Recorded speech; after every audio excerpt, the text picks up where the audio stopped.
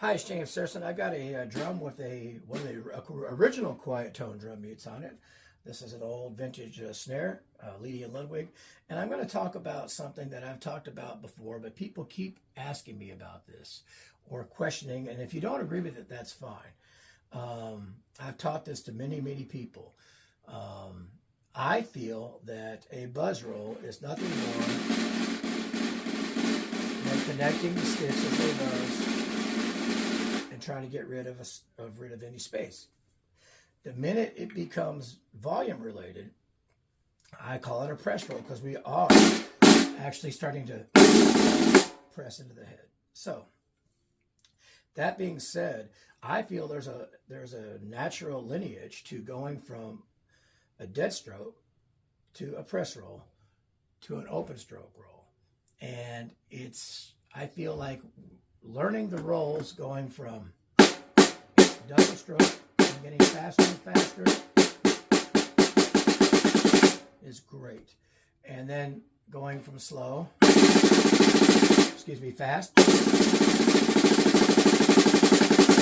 to slow is great too. I'm not going to do it. You've seen 1,000 videos doing it.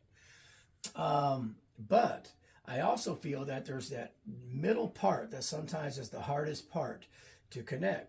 And one way that I've worked with a lot of students in the past on, and I can do this with either grip, I'll do it with match grip right now, is to play what I call dead strokes. Now, I'm sitting at a throne with this pad on this drum, and what I'm talking about is pressing the stick into the head. You can go off center if you need to. And what I'm going to do as I'm doing that, I'm going to start loosening my fingers. Now, I'm not going to let them fly off the stick like this, but what I'm going to do is relax them to where I end up with the grip being here. Some people will do it here, and it's anybody can do what you want. But my point is, if I take something like this, I'm just going to play, and I'm dead stroke that. So I'm overdoing that. So what I'm going to do is very, very stiff. So what I'm going to do is repeat that several times, and I'm going to start loosening up in the back. And you'll see as I do that, I take the finger off, and the buzz is off, I take more off.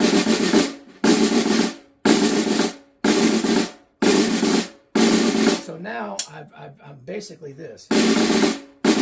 I can still make it dead, but if I relax my hand, I'm getting that buzz roll.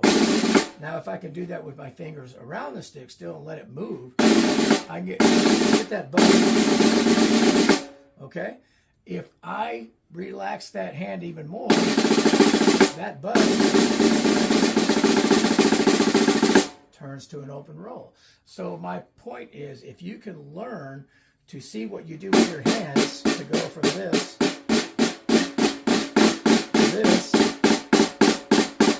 to that, and learn to control that at different tempos,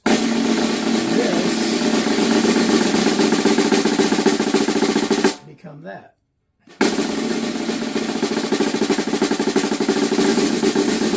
Overdo it, dead, relax, and it turns open.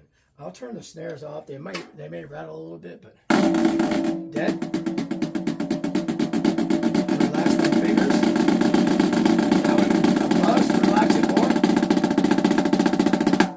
Space.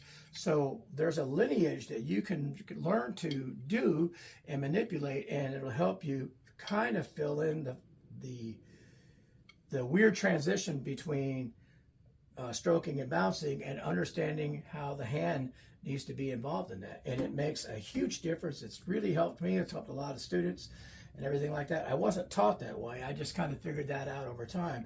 And I have to credit a lot of it's marching, because in marching band, we often quantize our buzz rolls somehow. You know, they might be like 1, 2, 3, 4, 1, 2, 3. Dead stroke it.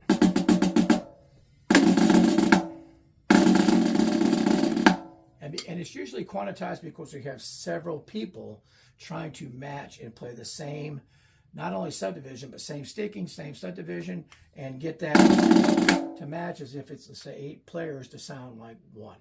And the same thing with an open roll. We have a foundation rhythm, and then we try to match that. So the marching arts were the key to me in learning how to do that. And I feel like it's a great way to try to learn how to do not only a press roll, but an open roll. So give it a try and let me know what you think.